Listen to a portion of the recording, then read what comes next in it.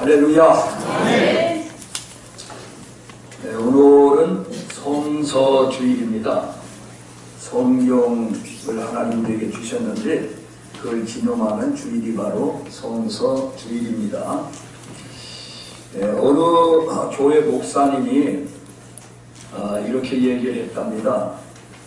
여러분, 성경을 왜 겉표지가 까만지 아십니까? 까만 것은 우리 제약이 이렇게 시커멓다는 걸 표하는 것이고, 또 이 양옆에 이렇게 보면은 빨간 거는 예수님의 그 피, 보혈을 상징하는 것이고, 그 책을 피면은 하얀 것은 예수님의 보혈로 그 까맣던 우리의 죄가 씻음을 받아서 피워졌다는 뜻입니다. 이렇게 얘기하니까 한 성도가, 목사님, 그런데 저는요 빨갛지가 않고 노란데요. 그거는 예수님의 살 색깔입니다. 그래가지고 한바탕 웃었다는 얘기가 있습니다. 그건 진리가 아닙니다. 오늘은 성서주일이기 때문에 성경에 대해서 말씀을 드리겠습니다.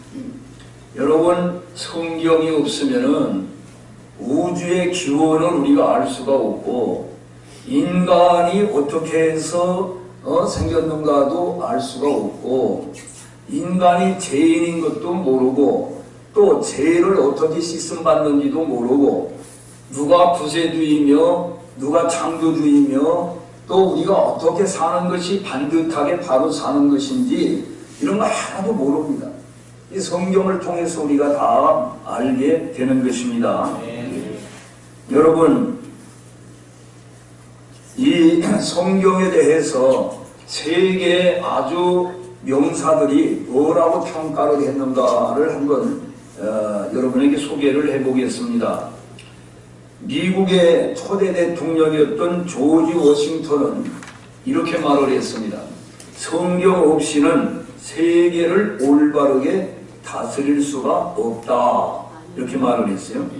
또 2대 대통령 존 애덤스는 성경은 세계에서 가장 위대한 책이다. 이렇게 말을 했어요.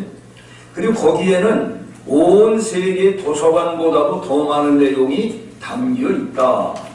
3대 대통령 토마스 제퍼슨은 성경은 세계 사람들을 훌륭하게 만들 수 있는 책이다. 이렇게 말을 했어요. 7대 대통령 앤드류 잭슨은 성경은 미국이 서 있는 반석이다. 미국이 성경 위에 서 있다는 거예요. 16대 대통령 누구? 에이브라함 링컨은 성경은 이 책 없으면 우리는 옳고 그름을 분별할 수 없는 것이다. 내가 믿기로는 하나님이 인간들에게 주신 선물 중에서 가장 좋은 선물이 성경이다. 이렇게 말을 했다고 합니다. 31대 대통령 프랭클린 루스벨트는 성경은 힘의 셈이다. 성경을 깊이 공부하면 모든 사람에게 교육이 된다. 그랬습니다. 위스턴 처칠은 어느 나라 사람? 영국. 이분은 이렇게 말했습니다. 우리는 확신을 가지고 성경이라는 굳건한 반석을 의지하고 서 있다. 그랬습니다. 장개석 총독은 성경은 성령, 하나님의 음성이다. 더글러스 메가더 사령관은 실제로 나는 아무리 피곤해도 성경을 읽지 않고는 밤을 보내지 않거니와 잠을 잔 적이 없다. 반드시 성경을 읽고 잠을 들었다는 겁니다. 과학자 아이작 뉴턴은 우리는 하나님의 성경이야말로 가장 고상한 철학이라고 생각한다. 세상에서 아무리 심오한 역사를 보아도 성경에 나오는 기록만큼 정확성을 가진 것은 없다. 프란시스 베이컨은 성경 전체는 하나님의 뜻을 계시 보여주고 있다. 아놀드 토인비는 뭐였는 사람이? 역사학자입니다. 성경은 지성을 관찰하고 마음에 직접 와 닿는 책이라고 했습니다. D.L. 무디 부흥사님은 성경이 성령의 감동으로 기록된 것임을 나는 안다. 왜냐하면은 성경을 통해 성령이 나를 감동시켰기 때문이다. 이거는 아주 체험을 한 거예요. 체험. 여러분, 우리나라에 성서공이라고 하는 것이 있습니다. 거기서 성경을 찍어냅니다. 그 번역도 하고요. 그런데 올해에 118개국 나라에 210개국 언어로다가 총 600만 3,460권을 외국에 보급을 하였답니다. 물론 이건 수출한 것도 있고 그냥 무상으로다가 이렇게 보낸 것도 있습니다. 여러분, 성경은 어떤 책이냐 하면은 어떤 책이냐? 하나님의 말씀을 기록한 책입니다. 그래서 오늘 읽은 말씀 우리 한번 보겠습니다. 16절 보겠습니다. 모든 성경은 하나님의 감동으로 된 것으로 교훈과 책망과 바르게 함과 의로 교육하기에 유익하니 이는 하나님의 사람으로 온전하게 하며 모든 선한 일을 행할 능력을 갖추게 하려 함이니라. 이 성경은 쓰는 걸 누가 썼을까요? 인간이 썼죠. 그렇지만 인간이 자기 생각으로만 쓴 게 아니라 하나님께서 그에게 성령께서 감동을 주셔가지고 이 책을 쓰게 했다 하는 겁니다. 성경을 몇 년에 걸쳐서 완성이 됐을까요? 약 주전 1500년 전서부터 이 성경을 쓰기 시작해가지고 주후 100년까지 몇 년 걸렸어요? 1600년에 걸쳐서 완성된 책이 바로 성경책입니다. 여러분, 1600년에 걸쳐 쓴 책이 있나요? 없죠? 없어요. 구약은 몇 권? 몇 권? 39권. 몇 사람이 썼어요? 28명이 썼어요. 신약은 몇 권? 27권. 몇 명이? 8명이 썼습니다. 그래서 총 66권을 몇 사람이? 36명이 썼습니다. 여러분, 성경의 중심 사상이 뭘까요? 예수 그리스도를 통한 구원입니다. 예수 그리스도를 통해서 인간이 구원을 받아야 된다. 아멘도 안 하시고 그러세요? 다시 한 번 할 테니까. 성경의 핵심 사상은 예수 그리스도를 통한 인간, 죄인이 구원받는 것입니다. 아멘. 할렐루야. 아멘. 꼭 그렇게 얘기를 해야. 가만히. 자, 그래서 이 구약은 제가 자주 얘기하지만은 구약을 내용이 방대하지만은 한마디로다가 줄이라면은 하나님께서 내가 구세주 히브리어로 오면은 메시아를 보내줄 테니까 믿어라. 그러면 너희들이 구원을 받는다. 이게 약속이에요. 약속. 구약이 핵심 약속이 그거예요. 내가 메시아를 보내줄 것이다. 구세주요. 그러면은 믿으면 너희가 구원을 받는다. 신약은 뭐냐? 구약에 보내주겠다고 약속한 메시아, 구세주, 그리스도를 보내주었으니 믿어라. 그러면은 구원을 받는다. 이게 신약이에요. 구약과 신약이 한마디로 말하면 죄인이 하나님이 보내주신 예수 그리스도 구세주를 믿음으로 말미암아 하나님이 주시는 구원의 선물을 받는 것입니다. 그 내용을 가르쳐주는 책이 바로 성경 말씀입니다. 할렐루야. 그래서 성경에서 다른 거 다 얻는다 해도 만약에 예수 그리스도를 만나지 못하고 예수 그리스도를 알지 못하고 예수님을 구세주로 마음속에 모시지 못한다면은 그거는 진짜 중요한 것을 빼놓은 거예요. 그건 아무것도 아니에요. 여러분, 성경을 기록한 목적이 뭘까요? 구원의 지혜를 얻게 하는 겁니다. 인간은 다 구원을 받아야 돼요. 왜요? 다 죄인이니까요. 다 죄 가운데 있어요. 그 하나님의 진노 아래 있습니다. 구원을 받아야 돼요. 그런데 그것을 알게 하는 책이 바로 성경이에요. 그리고 구원의 도리를 알게 한다. 여러분 한번 요한복음 20장 30절 한번 가보세요. 184페이지입니다. 신약성경 요한복음 20장 30절.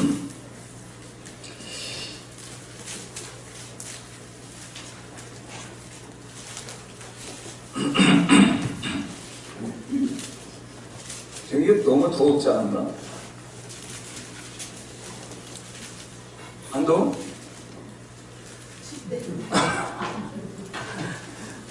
나는 더웠고 여러분은 안 더웠고. 자, 찾으셨습니까? 자, 읽어보겠습니다. 예수께서 제자들 앞에서 이 책에 기록되지 아니한 다른 표적도 많이 행하셨으나 오직 이것을 기록함은 너희로 예수께서 하나님의 아들 그리스도이심을 믿게 하려 하며 또 너희로 믿고 그 이름을 힘입어 생명을 얻게 하려 함이라. 아멘. 그러니까 이 성경 말씀에 기록되지 않은 것도 예수님이 많이 행하셨지만은 최소한도 인간들이 이 성경을 읽고 예수님이 우리의 구세주다, 이걸 알고 믿음으로 구원받기에 필요한 것을 기록해 놨다는 거예요. 여러분 요한복음 5장 39절 보면은요, 너희가 성경에서 영생을 얻는 줄 생각하고 성경을 연구하거니와 이 성경이 곧 내게 대하여 증언한 것이니라. 여러분 성경에서 영생을 얻는 줄 생각하고 성경을 읽는다는 거예요. 이 성경을 통해서 예수님을 알게 되고 예수님을 믿게 되고 그 구원을 받으니까 성경을 통해서 영생을 얻는다 하는 것입니다. 그리고 이 성경은 우리가 그런 구원받은 사람이 이 세상 살아갈 때에 어떻게 살아야 되는가, 삶의 원리, 생활 원리, 삶의 규범을 또 그 다음에 말씀해 주고 있어요. 그래서 아까 읽은 디모데후서 3장 17절에 보면은요, 이는 하나님의 사람으로, 이제 하나님의 사람이 되잖아요. 예수를 믿으면 하나님의 자녀가 되면은 온전하게 하며 모든 선한 일을 행할 능력을 갖추게 하려 함이라. 그리고 성경 내용이 뭐예요? 교훈과 책망과 바르게 함과 의로 교육하기 유익하다. 우리가 하나도 교훈을 안 받아도 되나요? 교훈. 우리가 이 세상을 살면서 교훈이 필요해요. 삶의 지혜를 얻는다 이거예요. 성경을 통해서 우리가 삶의 지혜를 얻습니다. 어떻게 사는 것이 바르게 사는 것이며 지혜롭게 사는 것이며 현명하게 사는 것이며 옳게 사는 것인가, 이거를 성경을 통해서 우리가 배우게 되는 겁니다. 그리고 여러분, 책망받을 일을 우리가 하고 사나요? 전혀 책망받을 일을 우리는 하지 않나요? 책망받을 일을 우리는 수도 없이 많이 합니다. 우리가 과오와 잘못을 많이 저질러요. 그럴 때 이 성경이 그거를 지적해 주는 거예요. 다른 사람으로부터 지적받으면 기분 좋아지나 봐요. 부모님한테 지적받으면 그것도 기분 나쁘죠. 부부간에 지적받으면 더 나쁘죠. 그런데 이 성경 말씀을 읽는 가운데에 이거 내가 잘못했구나, 이거 내가 잘못했네, 이렇게 지적을 이 말씀을 통해서, 이 말씀은 우리의 거울입니다. 그러면 기분이 나쁠 리가 없단 말이에요. 그 얼마나 좋아.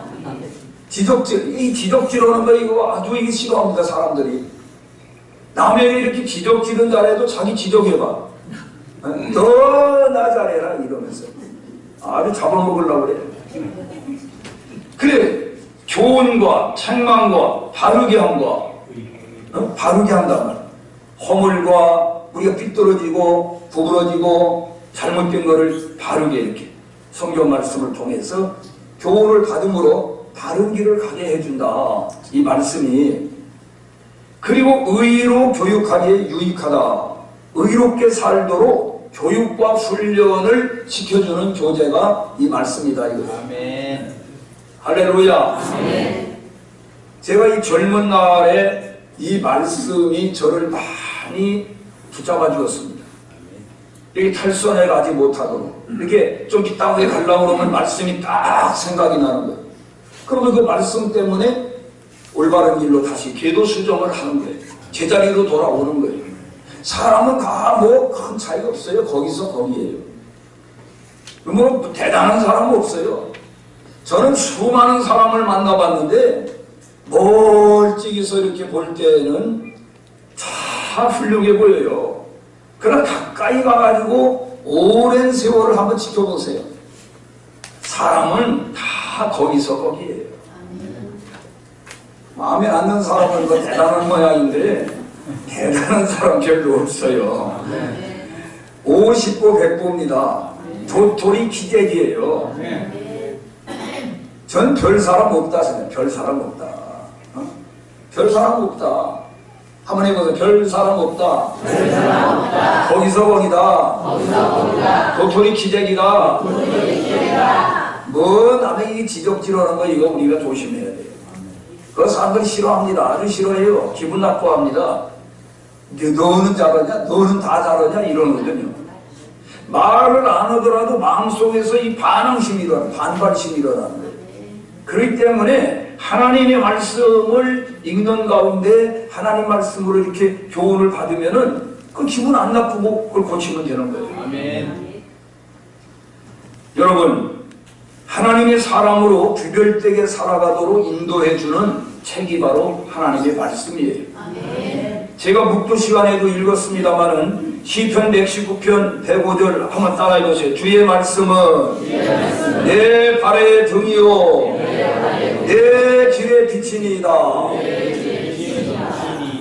우리는 어디 가야 좋을지 무엇해야 좋을지 나는 알지 못할 때가 많습니다. 캄캄한 망망대해를 혼자 걸어가는 것 같아요.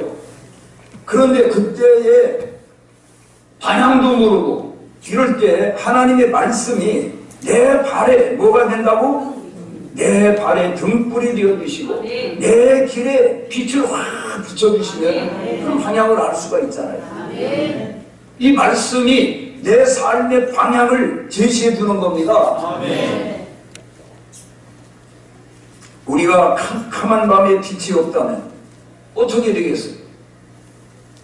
그래서 이 말씀은 우리의 등대가 되고 나침판이 되고 이 하나님의 말씀이.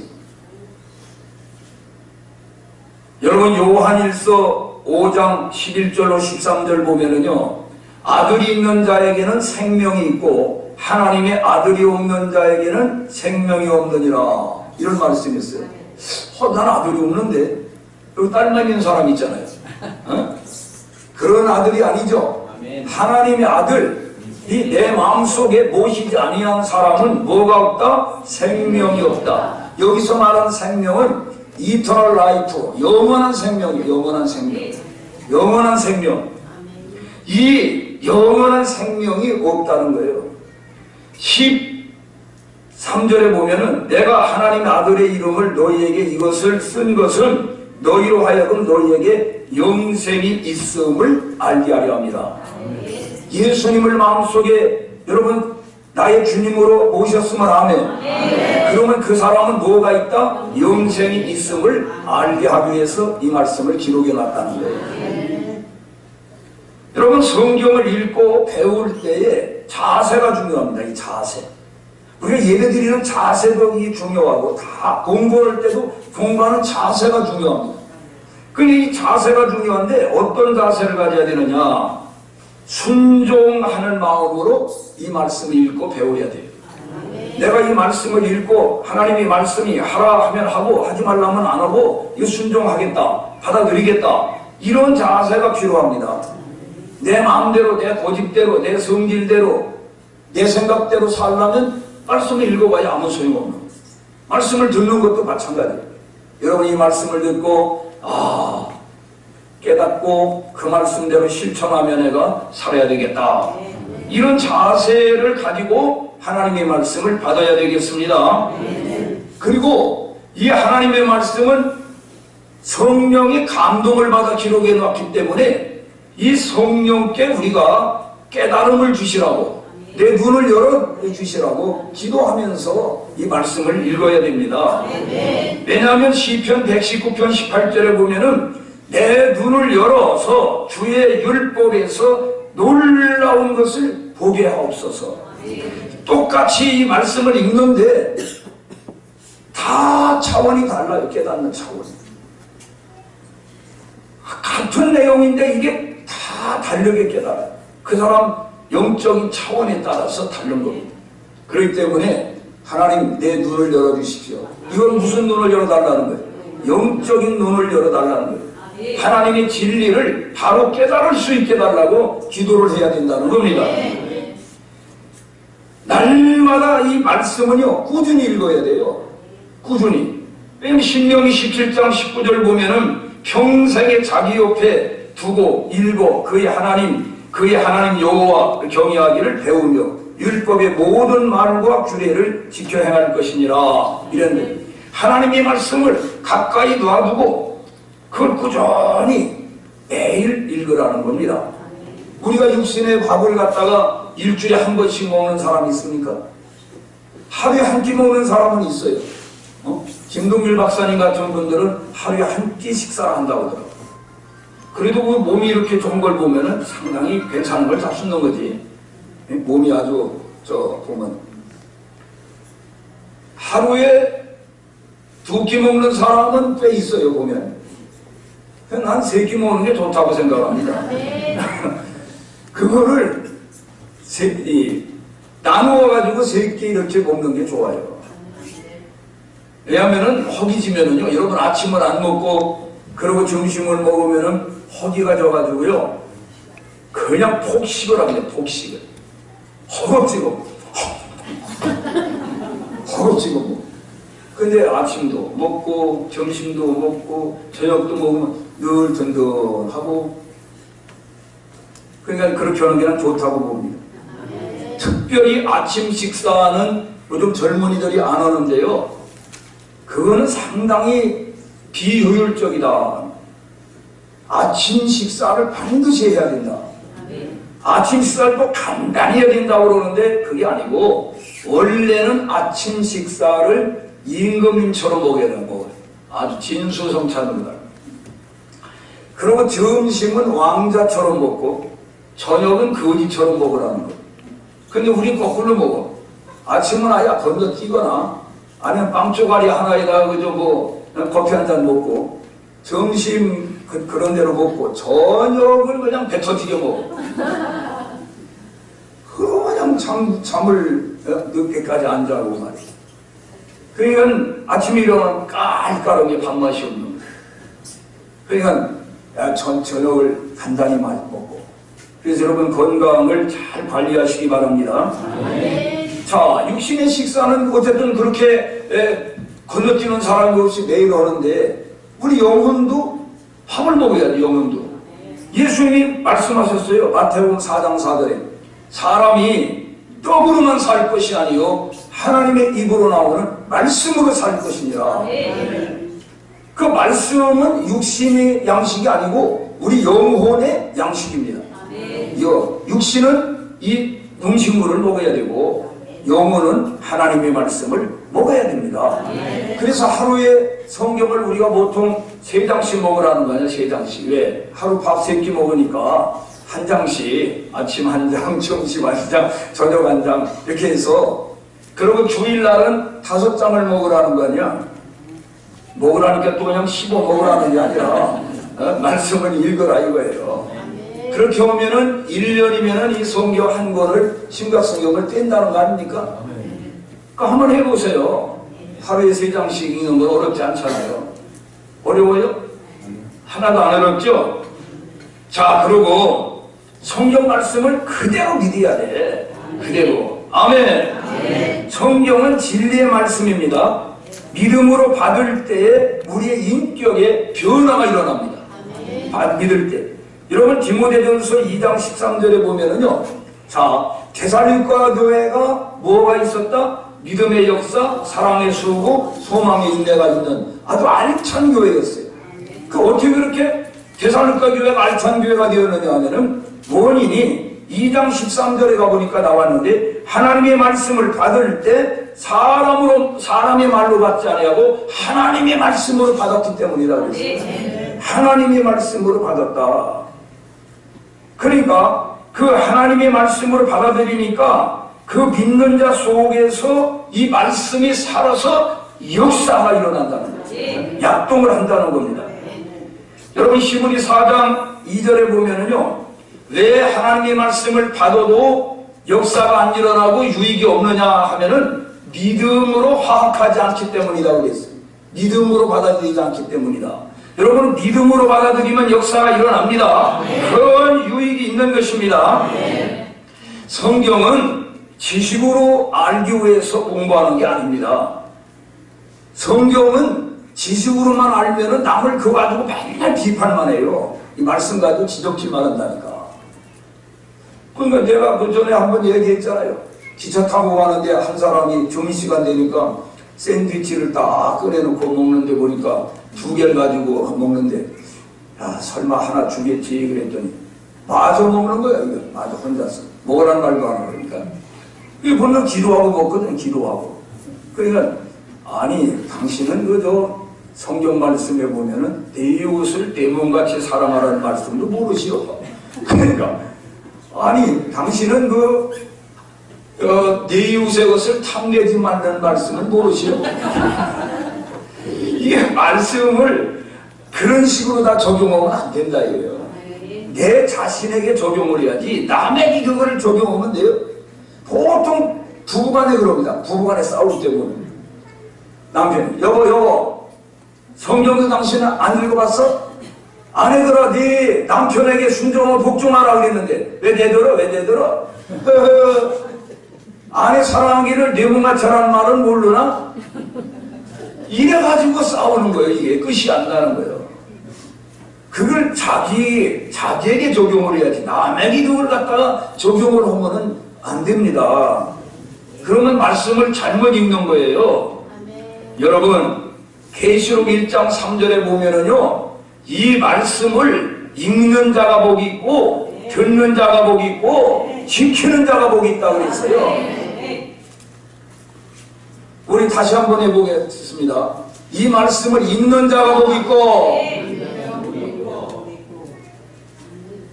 하려면 크게 하고 읽는 자가 복이 있고 듣는 자가 복이 있고 지키는 자가 복이 있다.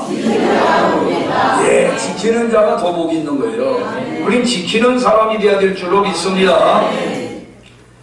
여러분 김진규 목사님이라고 이분은 원래 그 아버지가 승려예요. 승려가 뭔지 알죠? 예. 그러니까 자동적으로 승려가 됐어요, 그냥. 그런데 어느 날 시주 오더라 여기 돌아다니는데 어느 집에 갔더니만은 청년이 나와가지고 나는 예수 믿기 때문에 시주는 드릴 수 없다고 그러면서 성경을 갖다 이 반항에다가 탁 집어넣으면서 이 말씀을 읽고 예수 믿고 구원받으라고. 그러니까 기분이 좋았겠어 나쁘겠어요? 기분이 엄청 나쁘지.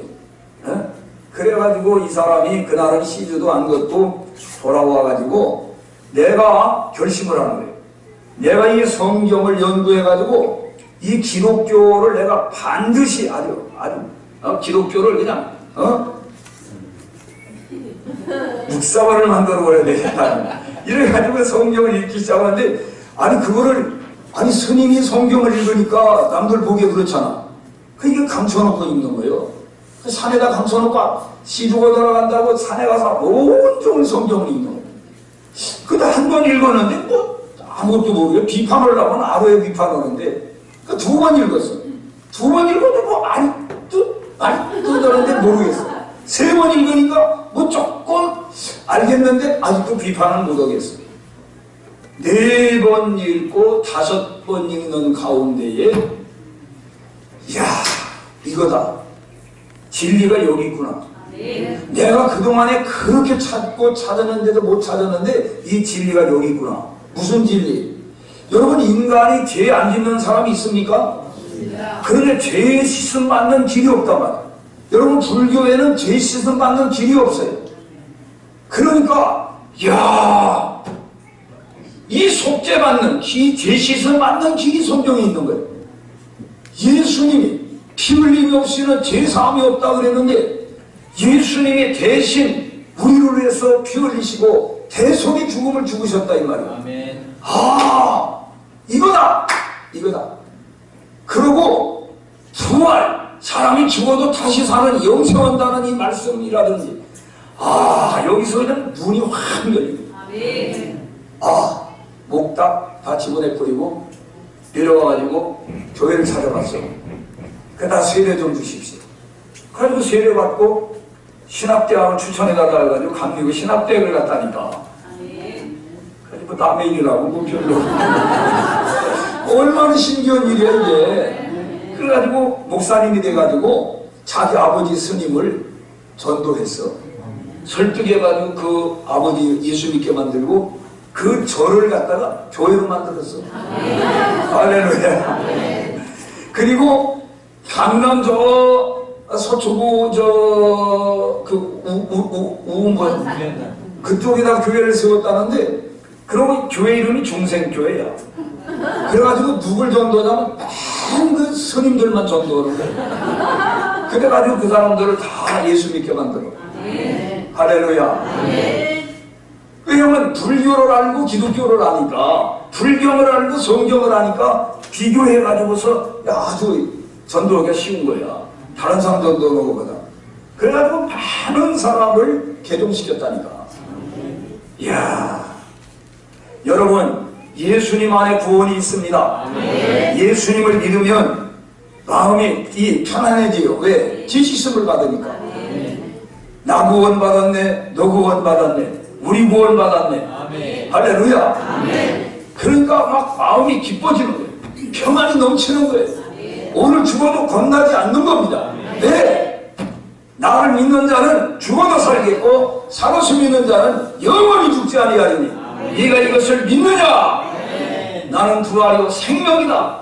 예수님이 부활이요 생명이에요. 예수님을 모시면은 예수님이 부활한 것처럼 우린 죽어도 다시 살고 영원히 살고 천국에 가서 살게 됩니다. 할렐루야. 어떤 사람이 우리 예수 믿는 사람이 비행기를 타고 가다가 심심하니까 이제 성경을 읽는 거예요.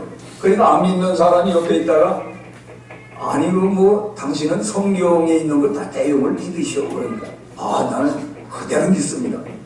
그러면 그저 고레배 속에 들어가가지고 3일 동안 죽지 않고 살아나왔다는 말도 믿으시오. 예, 믿습니다. 그 사람이 그저 천국에 갔을까요? 지옥에 갔을까? 그럼 이러는 거예요. 그러면서 천국에 갔다 그러니까 그럼 천국에 가가지고서 한번 물어보시오. 어떻게 죽지 않고 살아왔느냐고. 그런데 만약에 그 사람 천국에 없으면 어떡하냐고요. 없으면 지옥에 가 있으면은 그러면 당신이 한번 물어보시오. 지옥에 난 천국에 그 사람이 없으면은 물어볼 수가 없으니까 당신이 지옥에 가서 물어보시오. 뭐 이런 말을 했다고 그러는데 여러분 성경은 기적으로 기적. 전부 아주 기적으로다가 아주 이 성경은. 그런데 성경에 이렇게 기적이 있어가지고 못 믿는다는 사람이 많아. 이거를요, 자 보세요. 초등학생이 책을 쓰면은 어느 수준이요?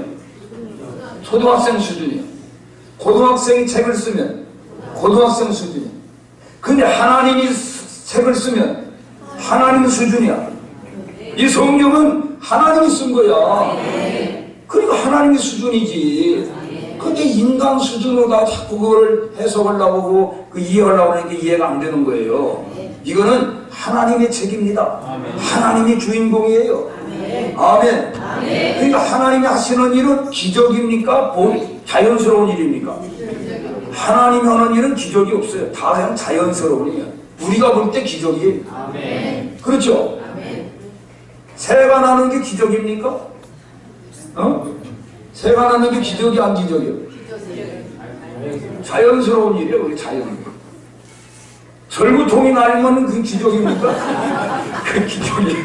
그 기적이에요.